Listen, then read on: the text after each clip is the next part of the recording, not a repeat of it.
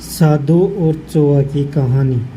महिलरोपेम नामक एक दक्षिणी शहर के पास भगवान शिव का एक मंदिर था। वहाँ एक पवित्र ऋषि रहते थे और मंदिर की देखभाल करते थे। वे भिक्षा के लिए शहर में हर रोज जाते थे और भोजन के लिए शाम को वापस आते थे।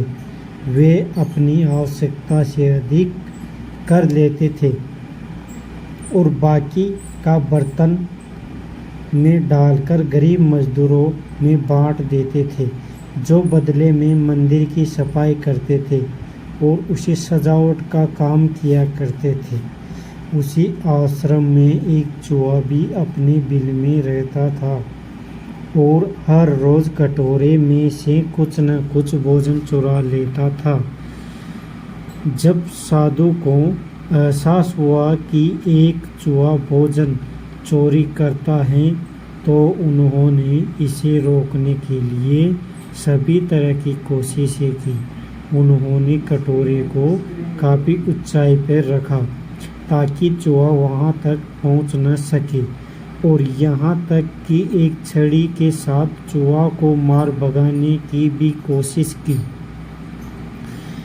लेकिन चूहा किसी भी तरह कटोरे तक पहुंचने का रास्ता ढूंढ लेता और कुछ भोजन चुरा लेता था।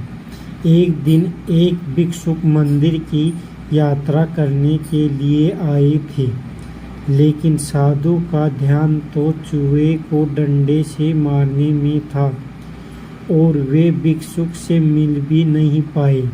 इसे अपना अपमान समझकर भिक्षुक क्रोधित होकर बोले, आपके आश्रम में फिर कभी नहीं आऊँगा, क्योंकि लगता है मुझसे बात करने के अलावा आपको अन्य काम ज़्यादा महत्वपूर्ण लग रहा है। साधु विनम्रता पूर्वक चूहे से जुड़ी अपनी परेशानियों के बारे में भिक्षुक को बताते हैं कि कैसे चूहा उनके पास से भोजन किसी न किसी तरह से चुरा ही लेता है। ये चूहा किसी भी बिल्ली या बंदर को हरा सकता है। अगर बात मेरे कटोरे तक पहुंचने की हो तो मैंने हर कोशिशें की है, लेकिन वो हर बार किसी न किसी तरीके से भोजन चुरा ही लेता है। भिक्षुक ने साधु की परेशानियों को समझा और सलाह दी। चूहे में इतनी शक्ति, आत्मविश्वास और चंचलता के पीछे अवश्य ही कुछ न कुछ कारण होगा। मुझे यकीन है कि इसने बहुत सारा भोजन जमा कर रखा होगा और यही कारण है कि चूहा अपने आप को बड़ा महसूस करता है और इसी से उसे ऊंचा कूदने की शक्ति मिलती है। चूहा जानता है कि उसके पास कुछ खोने के लिए नहीं है, इसीलिए वो डरता नहीं है। इस प्रकार साधु और भिक्षुक निष्कर्ष निकालते हैं कि अगर वे चूहे के बिल तक पहुंचने में सफल होते हैं, तो वे चूहे के भोजन के भंडार तक पहुंचने में सक्षम हो जाएंगे। उन्होंने फैसला किया कि अगली सुबह वो चूहे का पीछा करेंगे और उसके बिल तक पहुंच जाएंगे।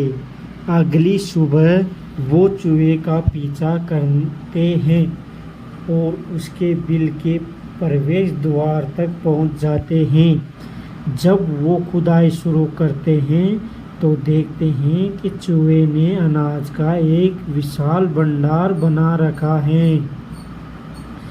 फौरन ही साधु ने सारा चुराया गया भोजन एकत्र किया, मंदिर में लिया और वापस आने पर अपना सारा अनाज गायब देख चूहा बहुत दुखी हुआ और उसे इस बात से गहरा झटका लगा और उसने अपना सारा आत्मविश्वास खो दिया।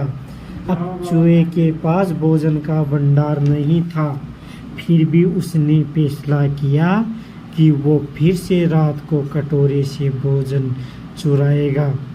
लेकिन जब उसने कटोरे तक पहुंचने की कोशिश की तब वह धड़ाम से नीचे गिर गया और उसे यह एहसास हुआ कि अब न तो उसके सर उसके पास शक्ति हैं और न ही आत्मविश्वास।